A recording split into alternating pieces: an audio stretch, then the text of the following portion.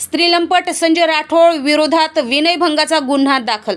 यवतमाळ येथील ग्रामीण पोलीस ठाण्यात कर्तव्यावर असताना महिला जमादाराला सहाय्यक फौजदार संजय राठोड यांच्याकडून त्रास दिला जात होता, अशी तक्रार तिने विशाखा समितीकडे केली।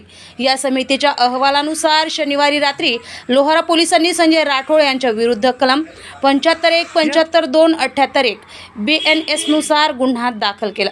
ग्रामीण पोलीस ठाण्यात सहाय्यक फौजदार संजय राठोड व पीडित महिला दोघेही कार्यरत होते। या दरम्यान संधी पाहून आरोपी लगट करण्याचा प्रयत्न करत असल्याची तक्रार तिने विशाखा समितीकडे दिली होती।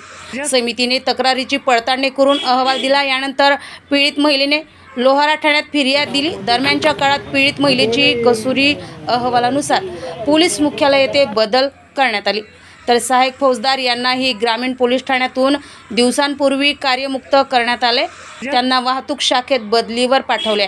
सहाय्यक फौजदार वडगाव जंगल येथे कार्यरत असताना तेथेही त्यांच्या विरोधात तक्रार झाल्याचे सांगण्यात येत आहे। यवतमाळ प्रतिनिधी।